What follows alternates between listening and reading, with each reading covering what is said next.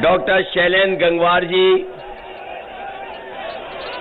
दूसरे हमारे प्रत्याशी बरखेड़ा विधानसभा के समाजवादी सरकार में रहे पूर्व मंत्री हेमराज वर्मा जी, पूरनपुर विधानसभा से समाजवादी पार्टी और गठबंधन की प्रत्याशी श्रीमती आरती महेंद्र, बीसलपुर विधानसभा से समाजवादी पार्टी और गठबंधन की प्रत्याशी श्रीमती दिव्या गंगवार जी, संचालन कर रहे यूसुफ कादरी जी, आरएलडी के पदाधिकारी मंजीत सिंह जी, एमएलसी अमित यादव, सतनाम सिंह जी, पूर्व में रहे मंत्री भगवत शरण गंगवार जी, डॉक्टर नसीम अहमद साहब, समाजवादी पार्टी के प्रदेश के संगठन में कुलदीप सिंह भुल्लर जी, राजकुमार राजू, आनंद सिंह यादव जी और बड़ी संख्या में समाजवादी पार्टी, आरएलडी और संगठन के सभी हमारे पदाधिकारी इस चुनाव के कार्यक्रम में उपस्थित बड़ी संख्या में हमारे आदरणीय बुजुर्ग, किसान भाई, माताएं, बहनें, नौजवान साथी, पत्रकार बंधुओं, मैं सबसे पहले इस कार्यक्रम में उपस्थित आप सबका बहुत बहुत धन्यवाद और आभार भी प्रकट करना चाहता हूं। मैं देख रहा हूं इस मैदान को, ये पूरा मैदान हमें भरा दिखाई दे रहा है और बड़ी संख्या में लोग अभी भी आ रहे हैं, लगातार आपके कार्यक्रम में शामिल होने आ रहे हैं।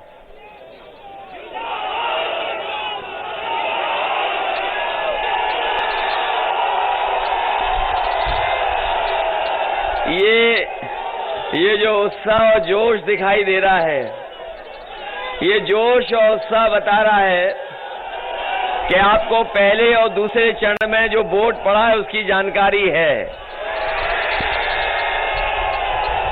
और तीसरे चरण में भी जो वोट पड़ने जा रहा है उसकी भी आपको लगभग जानकारी हो गई होगी। हालांकि पहले दूसरे चरण में ही समाजवादी पार्टी और गठबंधन ने शतक लगा दिया है और मुझे पूरा भरोसा है तीसरे और चौथे चरण का जब मतदान होगा तो एक और सेंचुरी यहां से लग जाएगी। इसका मतलब ये है कि चौथा चरण जब खत्म होगा, गठबंधन को, समाजवादी पार्टी और गठबंधन को यहां की जनता पूरा बहुमत दे चुकी होगी। मैं और बातें करूं उससे पहले हम अपनी पार्टी के बहुत सारे नेता जिनको हमने खोया है, बहुत सारे नेता जिनको खोया है हमने, हम लोगों को उनको भी याद करना चाहिए। जिस समय मैं लखनऊ से चला हवाई जहाज में और जब मैं बरेली में उतरा तो मुझे जानकारी मिली कि समाजवादी पार्टी के बहुत ही वरिष्ठ नेता जो नेताजी के समय से लगातार नेताजी के साथ रहे, अभी लीडर अपोजिशन थे, विधान परिषद में हमारी पार्टी के नेता प्रतिपक्ष थे। बड़े दुख की बात है कि आज वो हमारे बीच नहीं रहे हैं, आज उनका देहांत हो गया। हमें दुख है इस बात का कि पार्टी के बहुत वरिष्ठ नेता अहमद हसन जी हमारे बीच नहीं रहे। हमें दुख की बात है इस बात को लेकर के कि जिन्होंने कभी नेताजी के साथ शुरुआत की और वो ऐसे नेता थे कि जिन्होंने नेताजी का साथ जब नौकरी कर रहे थे तब भी दिया और जब नौकरी से रिटायर हो गए वो नेताजी के साथ आ गए, समाजवादी पार्टी के साथ आ गए, कभी उन्होंने साथ नहीं छोड़ा। और समाजवादी पार्टी ने भी, हम लोगों ने भी उनका साथ नहीं छोड़ा, लगातार उन्हें साथ रख करके अगर कहीं भी सम्मान देना पड़ा होगा, सरकार में मंत्री बना करके या और पद पर सम्मान देने का, नेता प्रतिपक्ष बनाने का, तो नेता प्रतिपक्ष भी बनाया। और अभी मुझे याद है अभी आखिरी में जब उन्हें कोरोना हुआ और कोरोना के बाद वो बीमार रहे, लगातार बीमार रहे, इलाज चलता रहा। जिस समय मैं उन्हें घर पे देखने गया तो वो वही बातें कह रहे थे कि मैंने नेताजी का कभी साथ नहीं छोड़ा, पार्टी का कभी साथ नहीं छोड़ा, मैं आजीवन नेताजी और समाजवादी पार्टी के साथ खड़ा रहूंगा। हमें दुख है इस बात का कि हमने एक ईमानदार नेता खोया है जो विभागों में काम करते रहे लेकिन उन पर कोई उंगली नहीं उठा सकता था। अभी जब उम्र उनकी 90 हो गई थी तब भी समाजवादी लोगों ने कहा कि इतने उम्र वाले हैं, इन्हें क्यों एमएलसी बना रहे हैं। मैंने उनसे कहा कि ये नेताजी के साथ रहे हैं, ये आजीवन जब तक है तब तक एमएलसी रहेंगे और जिस पद पर हैं उसी पद पर बने रहेंगे, हम इनको हटाएंगे नहीं। वहीं हमने जहां आदरणीय अहमद साहब को खोया हमने आज, वहीं उससे पहले हमारी पार्टी ने यहां के बहुत ही नेता, पुराने प्रतिष्ठित और लगातार विधायक भी रहे, समाजवादी पार्टी को मजबूत भी करते रहे, हाजी साहब को हमने खोया और उन्होंने न केवल पार्टी को मजबूत किया बल्कि अल्पसंख्यक के जब प्रकोष्ठ मैंने बनाया था उन्होंने जगह जगह जाकर के हमारी पार्टी को मजबूत करने का काम किया। कोरोना के समय पर मेरी उनसे लगातार बातें होती रही, उनसे, उनकी बेटी से। वो चाहते थे कि इलाज हो जाए।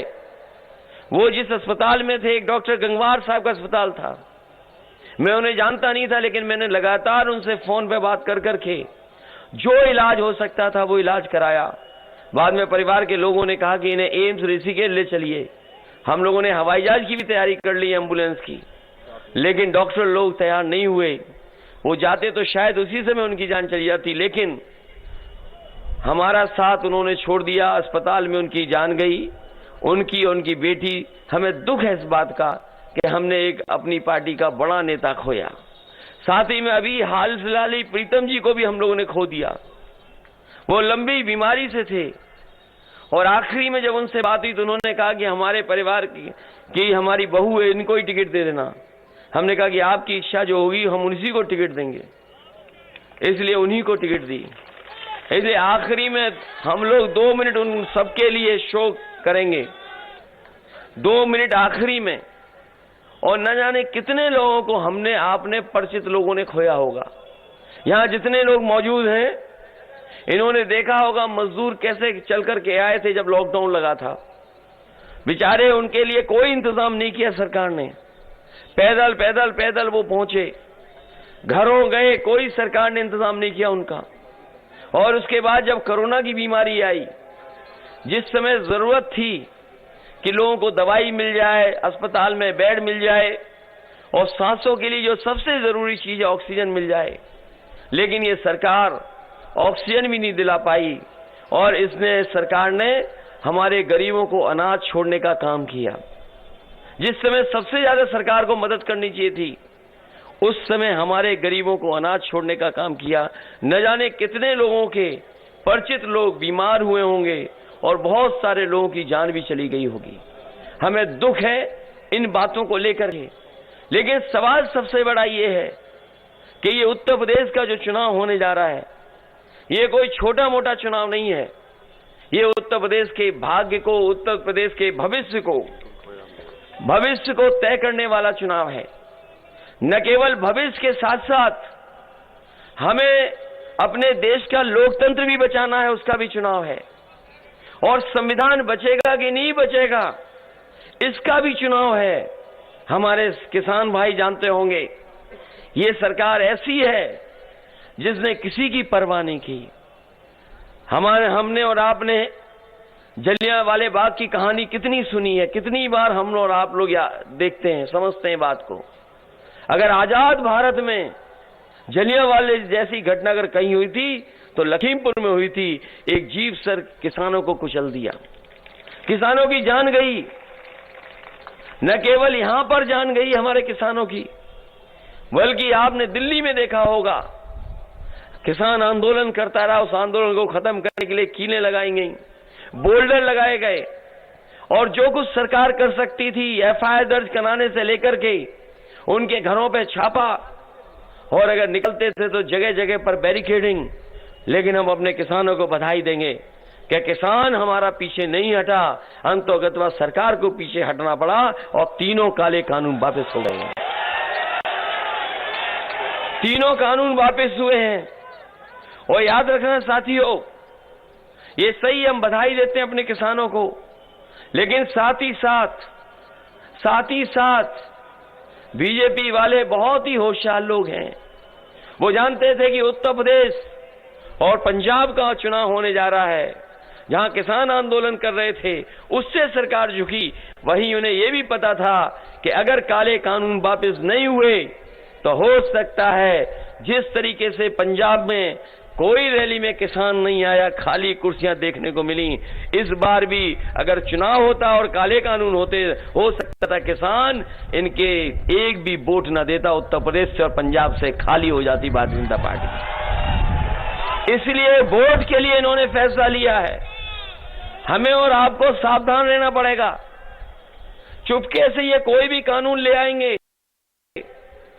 इसलिए किसान भाइयों, हमें अपनी जमीन बचाने के लिए, हमें अपनी खेती बाड़ी बचाने के लिए, हमें कम से कम अपनी मेहनत की कीमत मिल जाए, फसल की सही कीमत मिल जाए, उसके लिए, और भविष्य में हम अपने परिवार के लोगों को क्या जमीन देकर के जाएंगे, उसके लिए भी ये चुनाव सबसे महत्वपूर्ण चुनाव है कि भारतीय जनता पार्टी हो सकता है पीछे से कोई कानून ले आए। इसलिए हमें सावधान रहना पड़ेगा। और हम तो जानते हैं कि अगर काका गए हैं तो बाबा भी चले जाएंगे। अगर काका गए हैं, ये इसलिए शॉर्ट फॉर्म बोल रहे हैं कि ये भारतीय जनता पार्टी वाले बड़े शॉर्ट फॉर्म बना रहे हैं आजकल ABCD के। तो काका गए हैं तो बाबा भी चले जाएंगे। काका मतलब है काले कानून। काका का मतलब है काले कानून। अगर काका गए हैं तो बाबा भी जाएंगे, इन्हें कोई रोक नहीं सकता। बताओ जाएंगे कि नहीं जाएंगे? और पैदल तो पहले ही कर दिए गए थे। पैदल तो पहले ही कर दिए गए थे। अब चुनाव लड़ने भी अपने घर पहुंच गए हैं। ये उत्तर प्रदेश की जनता भारतीय जनता पार्टी को माफ नहीं करेगी। उत्तर प्रदेश का किसान, नौजवान, व्यापारी इस बार भारतीय जनता पार्टी को उत्तर प्रदेश से साफ कर देगी। इनके भाषण सुनिए आप, भाषण सुनते होंगे आप, इनके भाषण सुनते होंगे आप। इनके जो छोटे नेता हैं वो छोटा झूठ बोल रहे हैं, और जो नेता हैं, थोड़े बड़े नेता हैं, वो बड़ा झूठ बोल रहे हैं, और जो सबसे बड़े नेता हैं वो सफेद झूठ बोल रहे हैं और सबसे बड़ा झूठ बोल रहे हैं। बताओ झूठ बोल रहे हैं कि नहीं झूठ बोल रहे हैं? इनसे ज्यादा झूठी पार्टी कोई अगर हो तो बता दो हमें। हमारे किसान भाई जानते होंगे, ये कह रहे थे कि किसानों के हम आय दोगुनी कर देंगे। बताओ पीलीभीत भाइयों, पीलीभीत के किसान भाइयों, ये तो मेहनत करने वालों का जिला है, यहां खेती करने वाले लोग हैं। बताओ कौन सी फसल की आपको आय दोगुनी हो गई है? अगर किसी की आय दोगुनी हो गई हो तो बताओ हमारे किसान भाइयों। और धान में लूट हो गई कि नहीं लूट हो गई? धान जो खरीदना चाहिए था सरकार ने नहीं खरीदा, न केंद्र लगाए, न बनाए, और लूट हो गई। और डीजल महंगा हो गया कि नहीं हो गया? और पेट्रोल कहां पहुंच गया सोचिए आप। ये वही लोग हैं जो कहते थे कि गरीब और चप्पल पहनने वाला हवाई जहाज में चलेगा। याद है कि नहीं याद है? और जब से डीजल पेट्रोल महंगा किया, हमारे गरीब की गाड़ी नहीं चल सकती। मोटरसाइकिल नहीं चल पा रही है। कहाँ चल पा रही बताओ?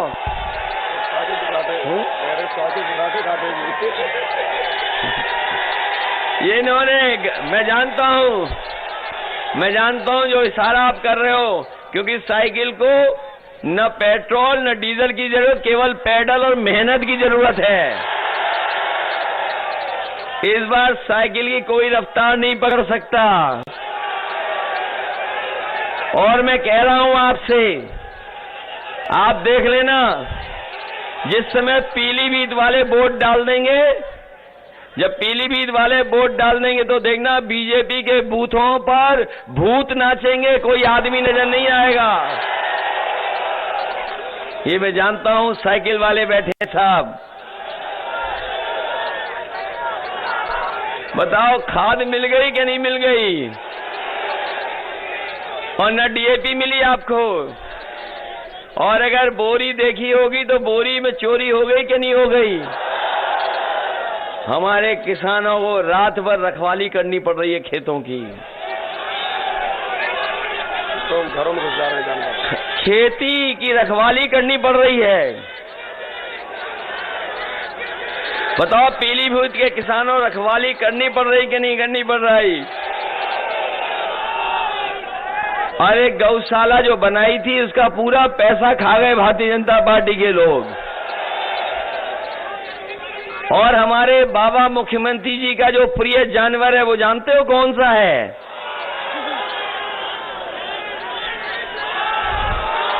बताओ, हमारे बाबा मुख्यमंत्री अपना प्रिय जानवर तक नहीं पकड़ पा रहे हैं, वो मार मार टक्कर लोगों की जान ले रहा है।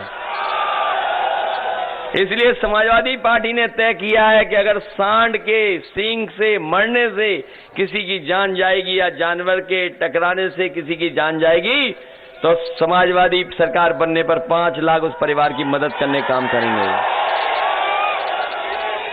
हमारे बाबा मुख्यमंत्री लखनऊ में बहुत सारे उन्होंने लैपटॉप, टैबलेट और स्मार्टफोन बांटे हैं। बताओ आप में से किसी को मिला हो तो बता दो। किसी को नहीं मिला।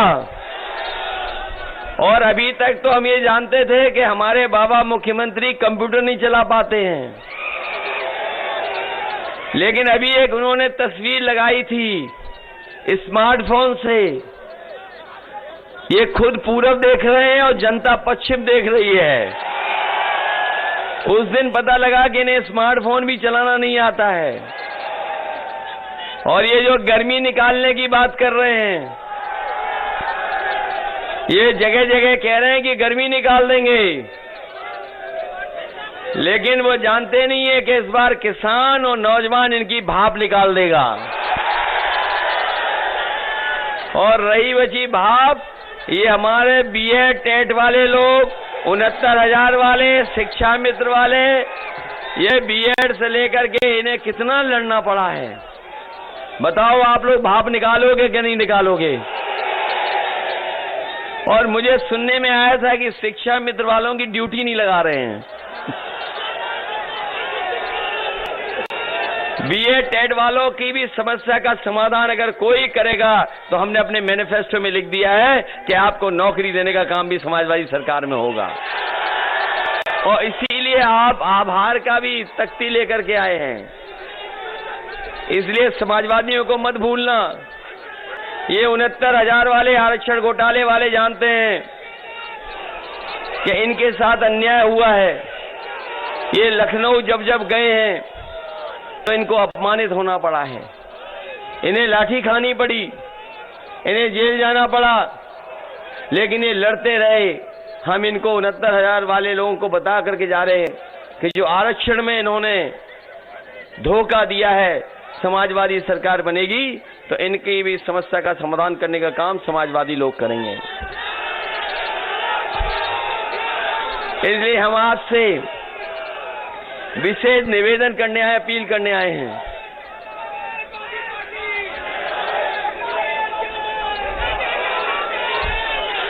मैं जानता हूं बहुत परेशान रहे हो आप, आपको बहुत लड़ना पड़ा, बहुत लड़ना पड़ा आपको। इसलिए हम आपसे निवेदन करना चाहते हैं कि ये चुनाव कोई छोटा मोटा चुनाव नहीं है।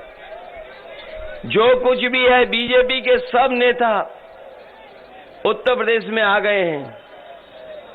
कहीं से भी, जहां भी खाली हैं इनके नेता, उत्तराखंड खाली हो गए, वो सब आ गए। आपके हरियाणा वाले खाली हैं, वो सब आ गए। यूपी, मध्य प्रदेश वाले आ गए, और गुजरात वाले भेष बदल के घूम रहे हैं, बहुत सावधान रहना, वो भी आ गए हैं।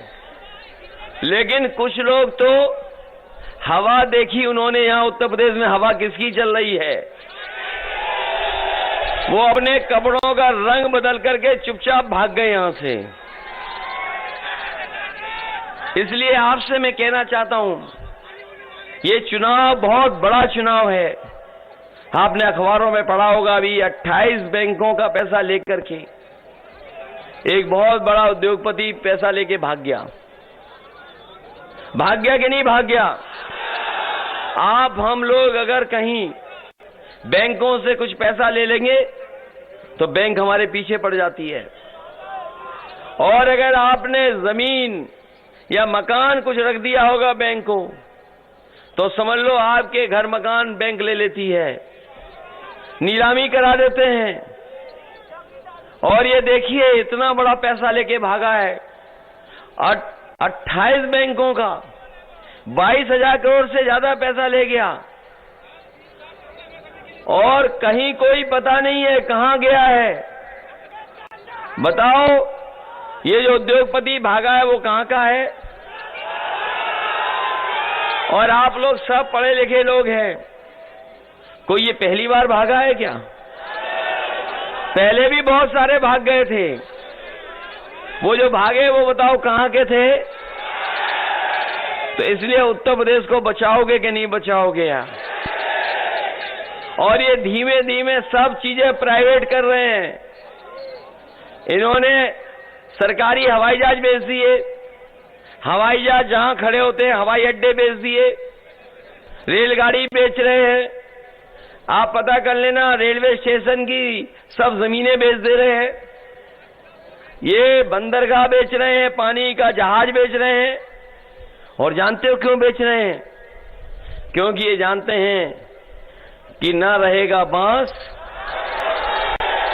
तो जब ये कंपनी ही बिक जाएंगी तो आरक्षण किसको देना है? इसलिए सब बेच रहे हैं। बताओ, सावधान रहोगे कि नहीं रहोगे आप लोग? इधर बताओ कितनी बेरोजगारी बढ़ गई। बड़े बड़े विज्ञापन लगाए बाबा मुख्यमंत्री ने, लखनऊ से लेकर के दिल्ली तक, कि लाखों लाख हमने नौजवानों को नौकरी दे दी है, लेकिन कहीं नौकरी नहीं दी। कहीं नौजवानों नौकरी मिली हो तो बता दो। बहुत सारे नौजवान हैं जिनने मेहनत करके पढ़ाई पढ़ी है, अच्छी डिग्री हासिल कर ली, अच्छी अच्छी पढ़ाई कर करके घर बैठे हैं, कोई सरकारी नौकरी नहीं निकाल रहे हैं। और अगर रोजगार भी मिल जाए उसके लिए अवसर नहीं बना रहे हैं। इन्होंने बड़े बड़े लखनऊ में आयोजन किए थे जिसमें बड़े बड़े उद्योगपति बुलाए गए थे, लेकिन उद्योगपति आए, उत्तर प्रदेश में रहे 1-2 दिन, लेकिन उत्तर प्रदेश में कोई कारखाना उद्योग नहीं लगाया है। अगर पीलीभीत में कोई बड़ा कारखाना लगा हो तो बता दो हमें। किसानों को कोई सुविधा देने के लिए बड़ा काम किया हो तो बता दो। न कारखाने लगे, न उद्योग लगे, तो बताओ नौकरी और रोजगार कहां मिलेगी? इसलिए समाजवादियों ने कहा है कि ये जो बाबा मुख्यमंत्री जी जगह जगह कह रहे हैं कि गर्मी निकाल देंगे, मैं उनसे कहना चाहता हूं, समाजवादी सरकार आएगी तो नौजवानों के लिए फौज में और पुलिस में नौकरी निकाल करके इनका भाग्य बनाने का काम करेंगे। और न केवल फौज में, पुलिस में, बल्कि 11 लाख पद खाली है उत्तर प्रदेश में। 11 लाख पद हैं जो सरकारी खाली हैं। उन पदों को भी भर करके 11 लाख नौजवानों का भविष्य बनाने का काम समाजवादी सरकार में होगा। इधर आपने देखा होगा, बिजली का बिल जब आता है तो करंट लग रहा है कि नहीं लग रहा है? बिजली महंगी कर दी बाबा मुख्यमंत्री ने, और बीजेपी के लोग ने एक भी बिजली का कारखाना नहीं लगाया है। ये बाबा मुख्यमंत्री और बिजली बनाने का एक कारखाना नहीं लगा पाए हैं। बीजेपी ने एक कारखाना बिजली का नहीं लगाया, न जाने कितनी बार जीत गए यहां से, लेकिन पूरे उत्तर प्रदेश में आप जानकारी कर लेना, कोई बड़ा बिजली का कारखाना नहीं लगाया। आज जो बिजली मिल भी रही है, आज जो बिजली आज उपलब्ध है, वो भी समाजवादी सरकार की बनी हुई बिजली है, वही उपलब्ध हो रही है। इन्होंने कोई बिजली का कारखाना नहीं लगाया।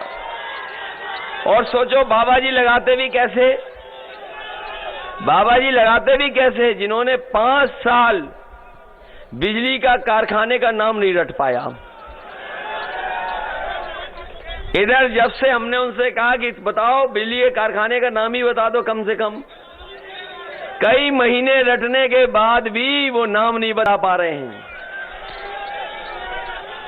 समाजवादियों ने जो कारखाने लगाए, आपको हम बता दें पत्रकार साथियों, आप भी पूछ लेना, अगर आज आए हो आपके जिले में तो कहना कि कम से कम बिजली के कारखाने का नाम बता के चले जाओ, और कहां लगाया ये भी बता दो आप। समाजवादियों ने लगाए थे बिजली के कारखाने, जिन कारखानों को लगाया वो बड़े बड़े कारखाने थे, उनको उनके नाम है 3x660 super critical thermal plant. बताओ बाबा जी कह सकते हैं कि 3x660 super critical thermal plant? इसीलिए बिजली नहीं बनाई, केवल बिजली के बिल भेज रहे हैं। समाजवादियों ने तय किया है कि घरेलू बिजली के लिए 300 यूनिट माफ होगी, कोई बिजली का बिल 300 यूनिट के लिए नहीं देना पड़ेगा। और अपने किसानों को सिंचाई के लिए बिजली फ्री, कोई पैसा किसानों को नहीं देना पड़ेगा। जब से समाजवादियों ने 300 यूनिट फ्री कहा है, भारतीय जनता पार्टी की बिजली गुल हो गई है और ट्रांसफार्मर फूक गया है।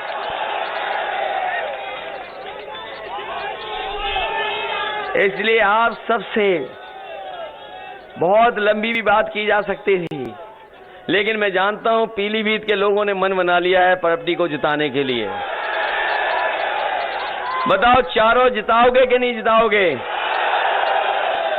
बरेली वाले जानते हैं कि कितनी सीटें जीत के आ रहे हो?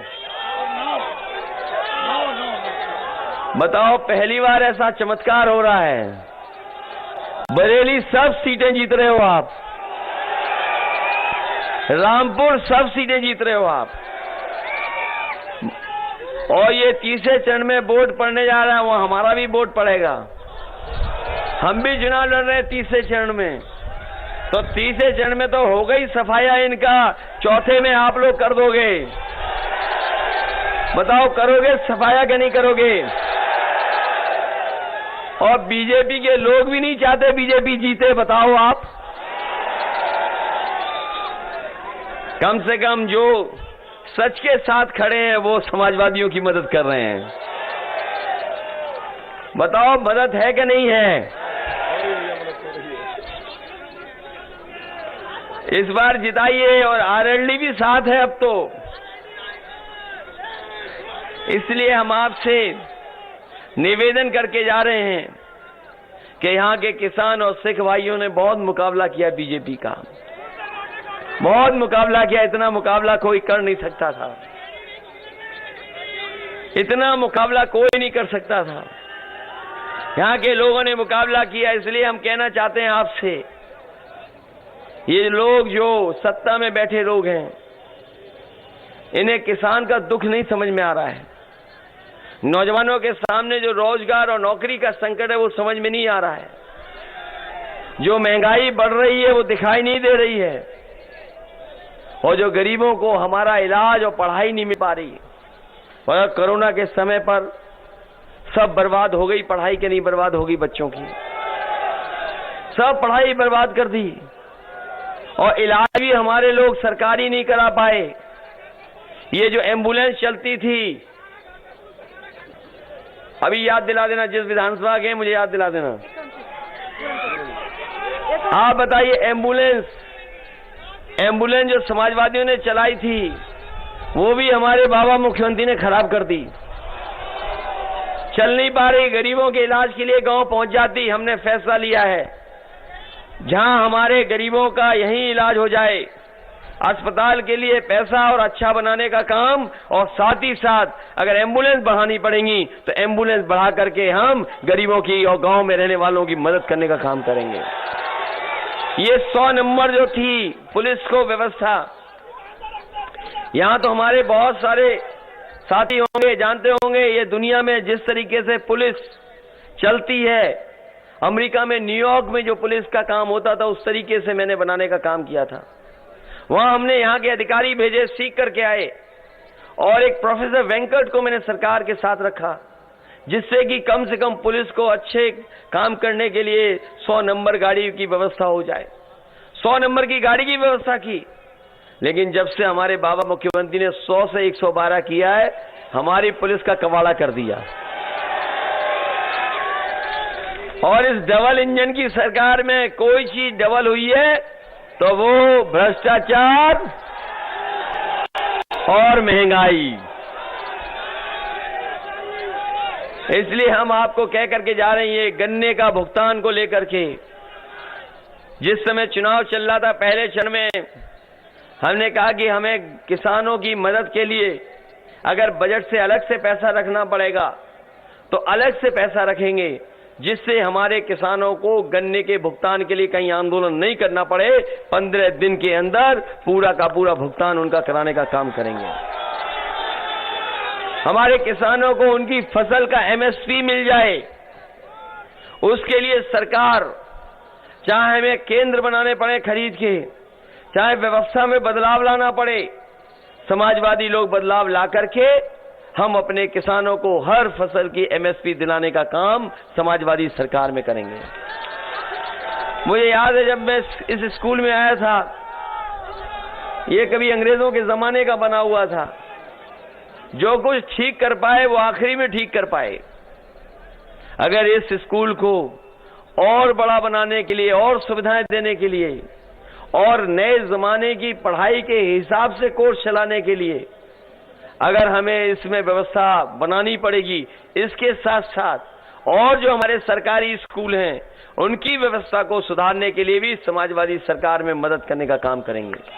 हमारे कर्मचारी जानते होंगे, पुरानी पेंशन बहाल को लेकर के वो आंदोलन कर रहे थे।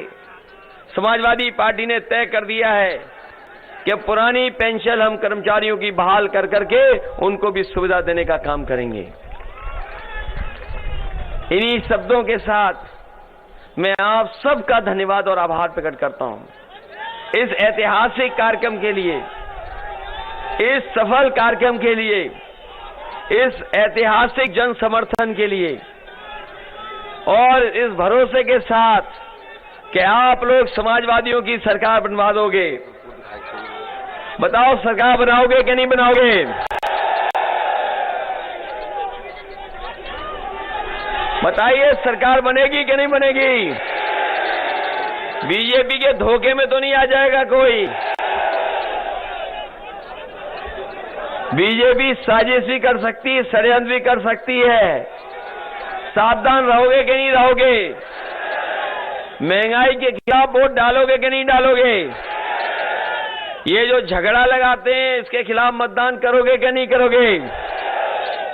और मतदान कर देना, गंगा जमुनी तहजीब और जो हमारी मिली जुली संस्कृति है उसको बचाने के लिए भी एक एक वोट साइकिल के चुनाव पर डाल कर देना आप।